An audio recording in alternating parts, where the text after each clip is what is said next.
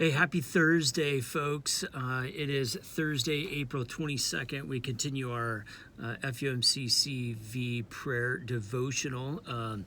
I am coming to you Wednesday evening from a place where I spend far too much time in life, and that is sitting in a parking lot waiting for one of my kids to get done with whatever activity they are a part of. Now, my son Landon's driving now, so that makes this a little bit easier, but my daughter Isabella is at soccer practice right now, and I'm waiting to pick her up.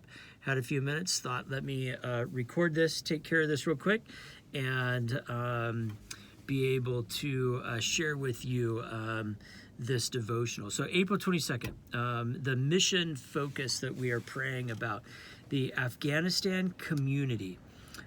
Community-based healthcare and development of Afghanistan. Meet basic needs, community life. So, for 20 years now, we have been talking about Afghanistan in our country, and it's a place that unfortunately we know all too well, and we've lost too many American lives, and too many people have died in that place, and it is a hard, harsh place for the natives and foreigners alike, and a lot of work that needs to be done there. And as I think about praying for this particular place, it brought to mind a kind of Judaism that we read about in the Old Testament and a little bit in the New Testament, but especially in the Old Testament. So kind of Judaism called Zionism. And this kind of Judaism really was centered around the Promised Land, and Jesus, or the Jews believing that the best way that they could show their love of God was to settle and conquer the Promised Land and be in full control of the Promised Land. And they weren't often in full control of the Promised Land after they made it there the first time. And so there was constant sort of movement of trying to overtake and settle the Promised Land again. Still today, that's going on. And so I want to read this passage from Mark chapter 15, the Gospel of Mark chapter 15.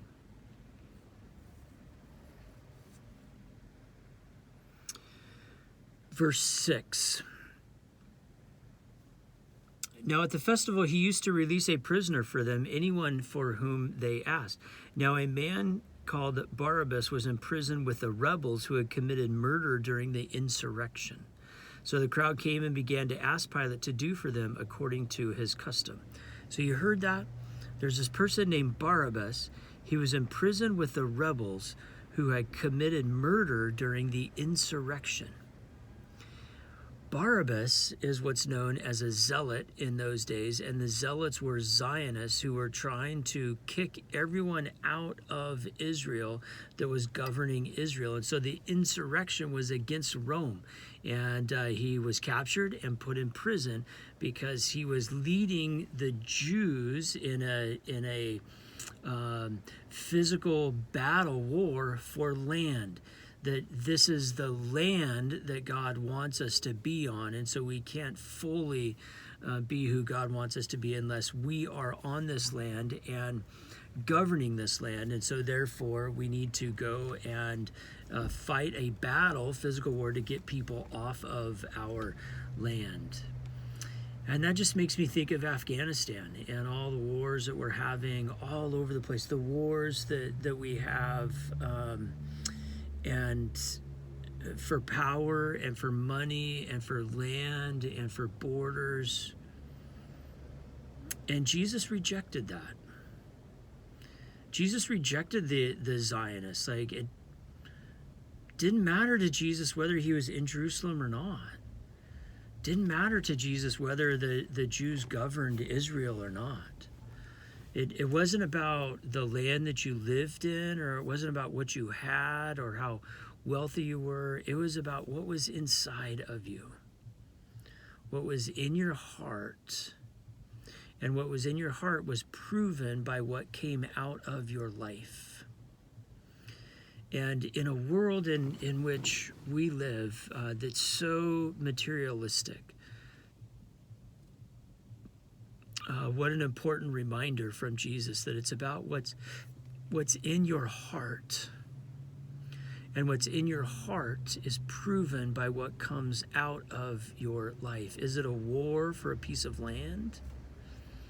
Or is it grace and mercy and truth and justice and goodness and peace and patience and all of those fruits of the Spirit and all of those characteristics of God? So I leave you with that today. What is in your heart?